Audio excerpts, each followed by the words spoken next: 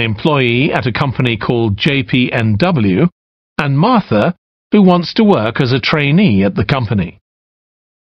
First, you have some time to look at questions 1 to 7.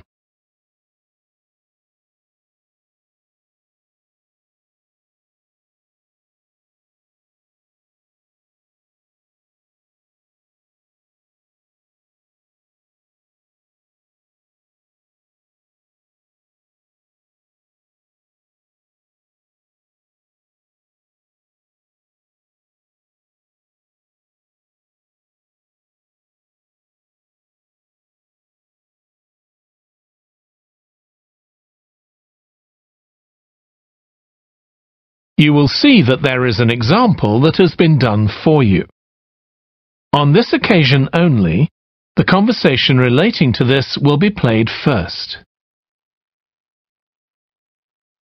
Hi, Alex. It's Martha Clines here. James White gave me your number. I hope you don't mind me calling you. Of course not. How are you, Martha? Good, thanks. I'm ringing because I need a bit of advice. Oh yeah, what about? The training you did at JPNW a few years ago, I'm applying for the same thing. Oh right, yes, I did mine in 2014. Best thing I ever did, I'm still working there. Alex did his training in 2014. So 2014 has been written in the space. Now we shall begin. You should answer the questions as you listen, because you will not hear the recording a second time. Listen carefully and answer questions 1 to 7. Hi, Alex. It's Martha Clines here. James White gave me your number. I hope you don't mind me calling you. Of course not. How are you, Martha? Good, thanks. I'm ringing because I need a bit of advice. Oh yeah, what about? The training you did at JPNW a few years ago, I'm applying for the same thing. Oh right, yes, I did mine in 2014. Best thing I ever did, I'm still working there. Really?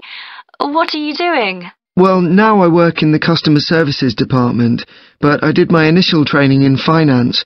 I stayed there for the first 2 years and then moved to where I am now. That's the same department I'm applying for.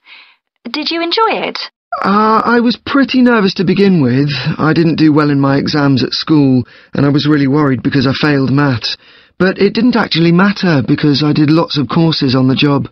Did you get a diploma at the end of your trainee period? I'm hoping to do the one in business skills. Yes, that sounds good. I took the one on IT skills, but I wish I'd done that one instead. OK, that's good to know. What about the other trainees? How did you get on with them? There were about 20 of us who started at the same time, and we were all around the same age. I was 18, and there was only one person younger than me who was 17. The rest were between 18 and 20. I made some good friends. I've heard lots of good things about the training at JPNW. It seems like there are a lot of opportunities there. Yeah, definitely. Because of its size, you can work in loads of different areas within the organisation. What about pay? I know you get a lower minimum wage than regular employees. That's right, which isn't great, but you get the same number of days holiday as everyone else, and the pay goes up massively if they offer you a job at the end of the training period. Yeah, but I'm not doing it for the money. It's the experience I think will be really useful. Everyone says by the end of the year you gained so much confidence. You're right, that's the most useful part about it. There's a lot of variety too. You're given lots of different things to do. I enjoyed it all. I didn't even mind the studying. Do you have to spend any time in college? Yes, 1 day each month. So you get lots of support from both your tutor and your manager. That's good. And the company is easy to get to, isn't it? Yes, it's very close to the train station, so the location's a real advantage. Before you hear the rest of the phone conversation, you have some time to look at questions 8 to 10.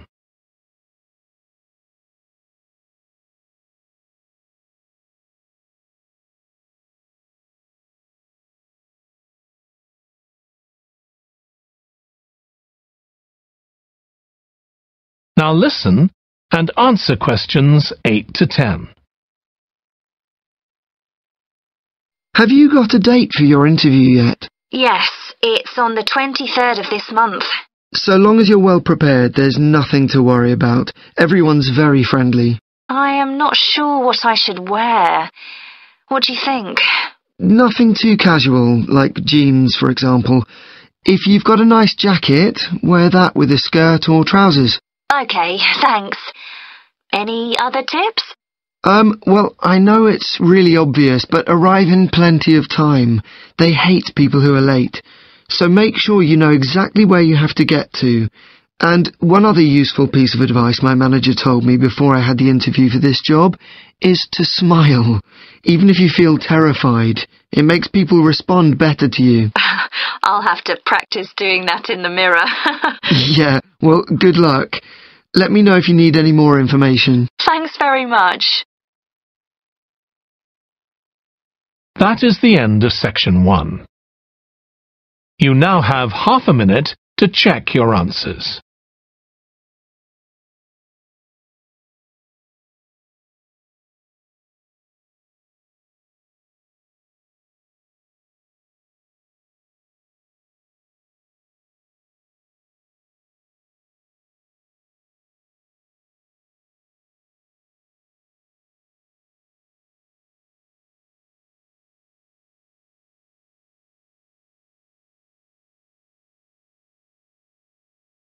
Now turn to section 2.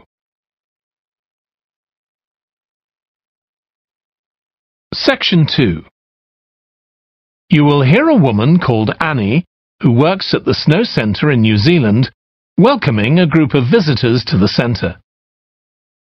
First, you have some time to look at questions 11 to 16.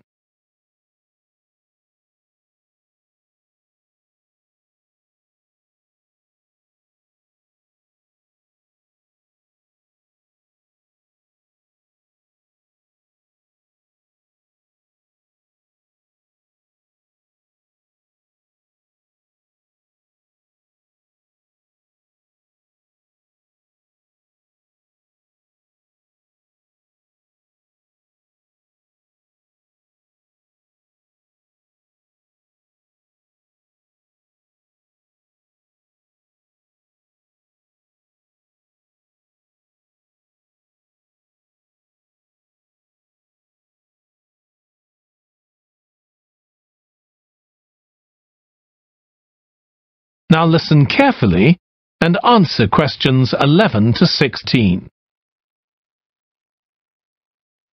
Hi everyone, welcome to the Snow Centre. My name's Annie. I hope you enjoyed the bus trip from the airport. We've certainly got plenty of snow today. Well, you've come to New Zealand's premier snow and ski centre, and we've a whole load of activities for you during your week here.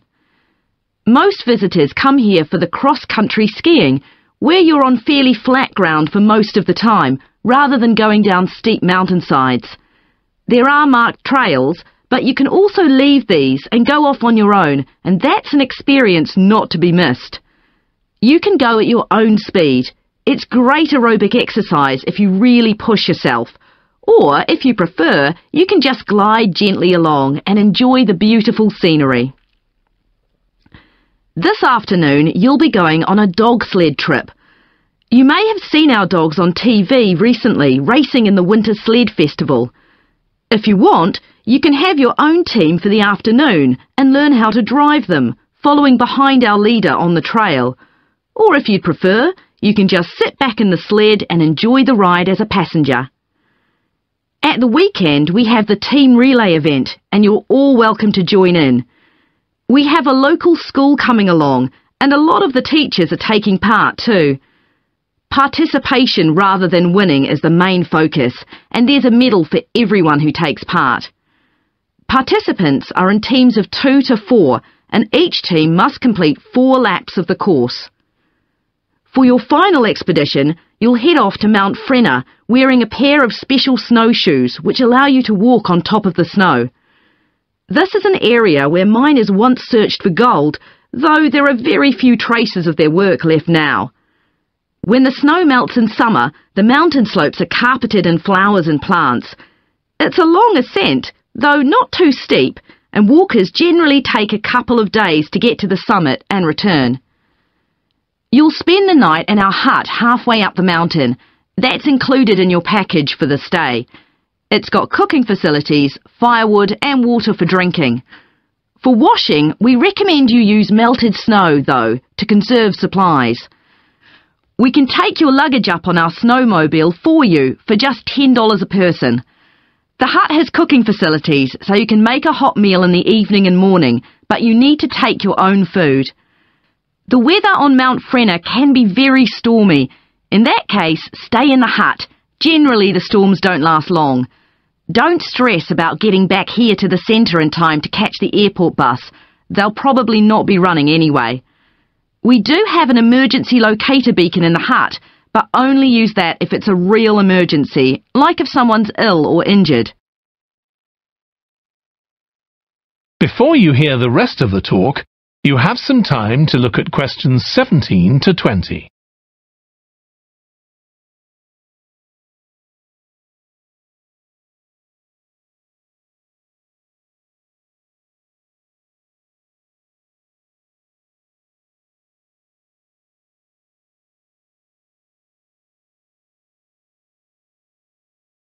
Now listen and answer questions 17 to 20.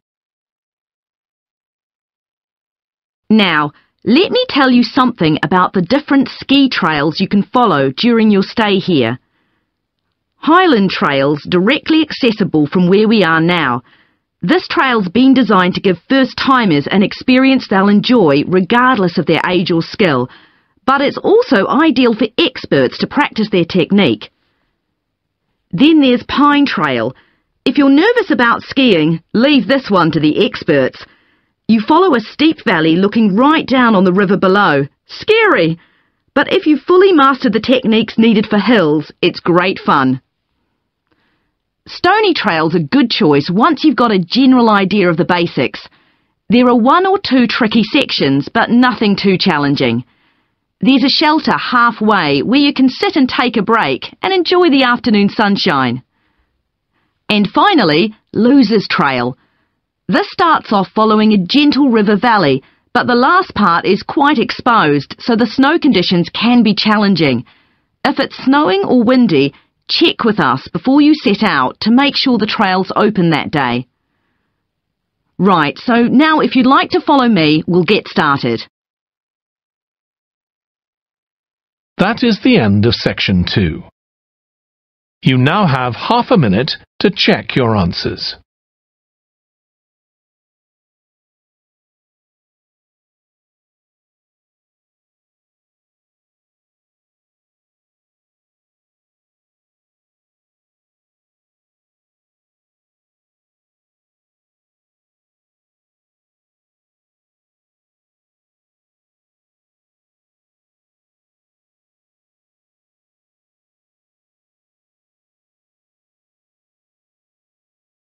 Now turn to section 3.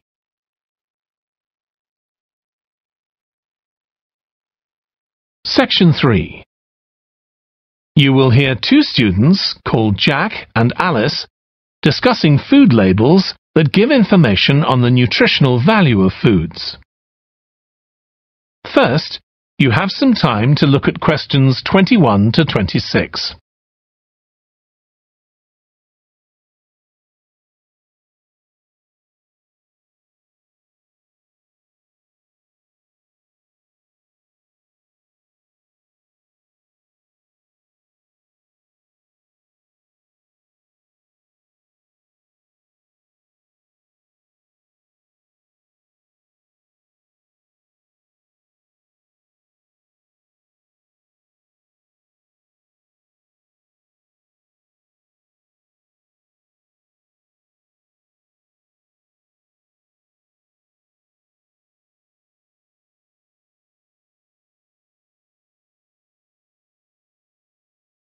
Now listen carefully and answer questions 21 to 26. I've still got loads to do for our report on nutritional food labels. Me too. What did you learn from doing the project about your own shopping habits? Well, I've always had to check labels for traces of peanuts in everything I eat because of my allergy. But beyond that, I've never really been concerned enough to check how healthy a product is. This project has actually taught me to read the labels much more carefully. I tended to believe claims on packaging like low in fat, but I now realise that the healthy yoghurt I've bought for years is full of sugar and that it's actually quite high in calories. Ready meals are the worst. Comparing the labels on supermarket pizzas was a real eye-opener. Did you have any idea how many calories they contain? I was amazed. Yes, because unless you read the label really carefully, you wouldn't know that the nutritional values given are for half a pizza. When most people eat the whole pizza. Not exactly transparent, is it? Not at all. But I expect it won't stop you from buying pizza. Probably not, no. I thought comparing the different labelling systems used by food manufacturers was interesting. I think the kind of labelling system used makes a big difference. Which one did you prefer? I like the traditional daily value system best, the one which tells you what proportion of your required daily intake of each ingredient the product contains. I'm not sure it's the easiest for people to use, but at least you get the full story. I like to know all the ingredients in a product, not just how much fat, salt and sugar they contain. But it's good supermarkets have been making an effort to provide reliable information for customers. Yes. There just needs to be more consistency between labelling systems used by different supermarkets, in terms of portion sizes, etc. The labels on the different brands of chicken flavour crisps were quite revealing too, weren't they? Yeah. I don't understand how they can get away with calling them chicken flavour when they only contain artificial additives. I know. I'd at least have expected them to contain a small percentage of real chicken. Absolutely. I think having nutritional food labelling has been a good idea, don't you? I think it will change people's behaviour and stop mothers, in particular, buying the wrong things. But didn't that study kind of prove the opposite? People didn't necessarily stop buying unhealthy products. They only said that might be the case. Those findings weren't that conclusive, and it was quite a small-scale study. I think more research has to be done. Yes, I think you're probably right. Before you hear the rest of the discussion, you have some time to look at questions 27 to 30.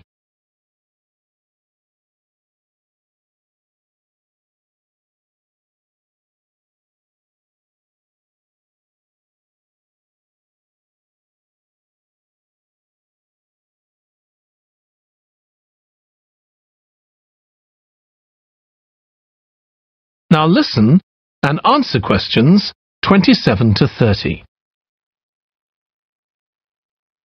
What do you think of the traffic light system? I think supermarkets like the idea of having a colour-coded system, red, orange or green, for levels of fat, sugar and salt in a product. But it's not been adopted universally, and not on all products. Why do you suppose that is? Pressure from the food manufacturers. Hardly surprising that some of them are opposed to flagging up how unhealthy their products are. I'd have thought it would have been compulsory. It seems ridiculous it isn't. I know. And what I couldn't get over is the fact that it was brought in without enough consultation. A lot of experts had deep reservations about it. That is a bit weird. I suppose there's an argument for doing the research now when consumers are familiar with this system. Yeah, maybe. The participants in the survey were quite positive about the traffic light system. But I don't think they targeted the right people. They should have focused on people with low literacy levels, because these labels are designed to be accessible to them. Yeah. But it's good to get feedback from all socio-economic groups, and there wasn't much variation in their responses. No, but if they hadn't interviewed participants face-to-face, they could have used a much bigger sample size. I wonder why they chose that method. Dunno. How were they selected? Did they volunteer, or were they approached? I think they volunteered. The thing that wasn't stated was how often they bought packaged food. All we know is how frequently they used the supermarket. That is the end of section 3. You now have half a minute to check your answers.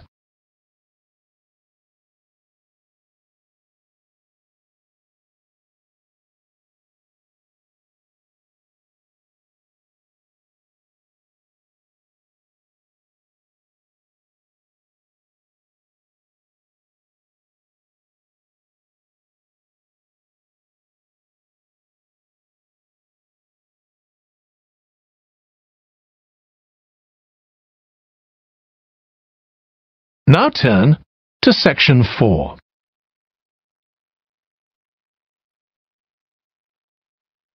Section 4.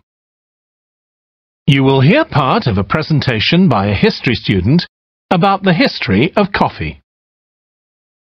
First, you have some time to look at questions 31 to 40.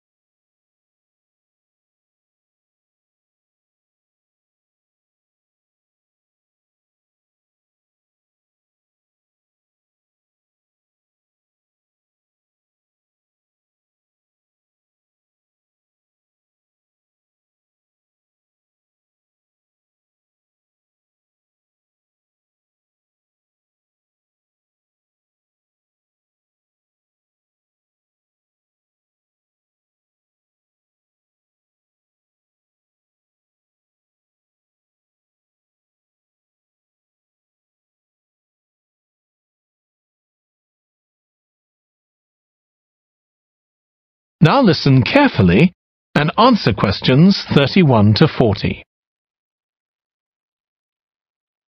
In my presentation, I'm going to talk about coffee and its importance both in economic and social terms.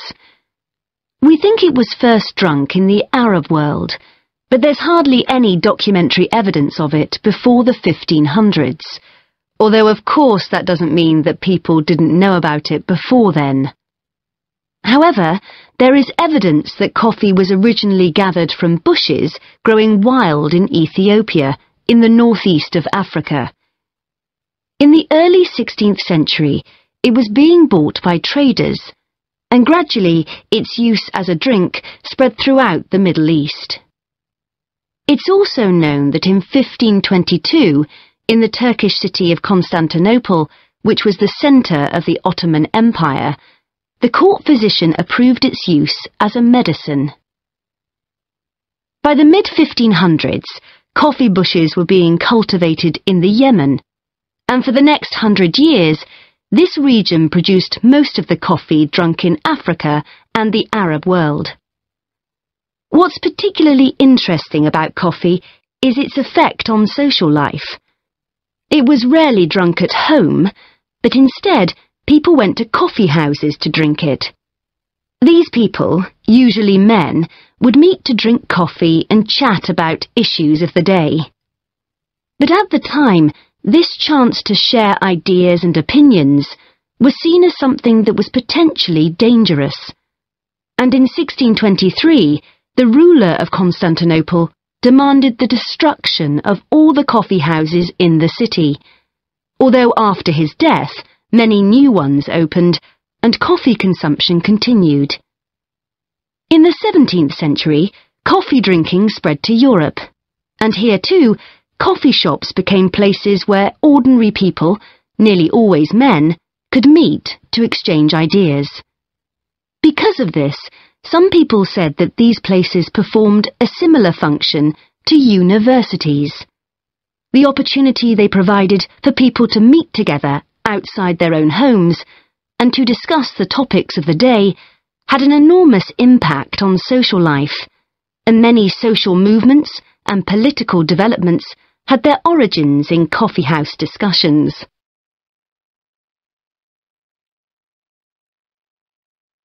In the late 1600s, the Yemeni monopoly on coffee production broke down, and coffee production started to spread around the world, helped by European colonization. Europeans set up coffee plantations in Indonesia and the Caribbean, and production of coffee in the colonies skyrocketed. Different types of coffee were produced in different areas, and it's interesting that the names given to these different types, like Mocha or Java coffee, were often taken from the port they were shipped to Europe from. But if you look at the labour system in the different colonies, there were some significant differences. In Brazil and the various Caribbean colonies, coffee was grown in huge plantations, and the workers there were almost all slaves. But this wasn't the same in all colonies. For example, in Java, which had been colonized by the Dutch, the peasants grew coffee and passed a proportion of this on to the Dutch, so it was used as a means of taxation. But whatever system was used, under the European powers of the 18th century, coffee production was very closely linked to colonization. Coffee was grown in ever-increasing quantities to satisfy the growing demand from Europe, and it became nearly as important as sugar production, which was grown under very similar conditions. However, coffee prices were not yet low enough for people to drink it regularly at home, so most coffee consumption still took place in public coffee houses, and it still remained something of a luxury item. In Britain, however, a new drink was introduced from China and started to become popular, gradually taking over from coffee, although at first it was so expensive that only the upper classes could afford it. This was tea, and by the late 1700s it was being widely drunk. However, when the USA gained independence from Britain in 1776, they identified this drink with Britain, and coffee remained the preferred drink in the USA, as it still is today.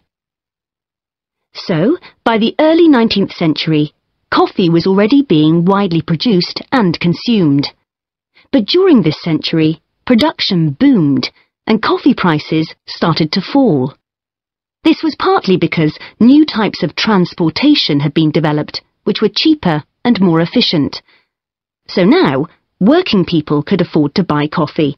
It wasn't just a drink for the middle classes. And this was at a time when large parts of Europe were starting to work in industries. And sometimes this meant their work didn't stop when it got dark. They might have to continue throughout the night. So the use of coffee as a stimulant became important. It wasn't just a drink people drank in the morning for breakfast. There were also changes in cultivation. That is the end of section 4. You now have half a minute to check your answers.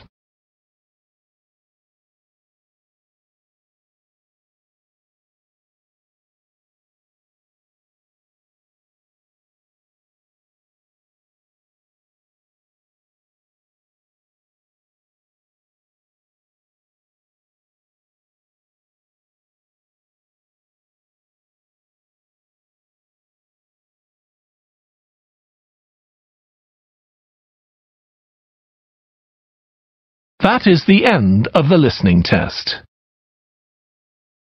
In the Ielts test, you would now have 10 minutes to transfer your answers to the answer sheet.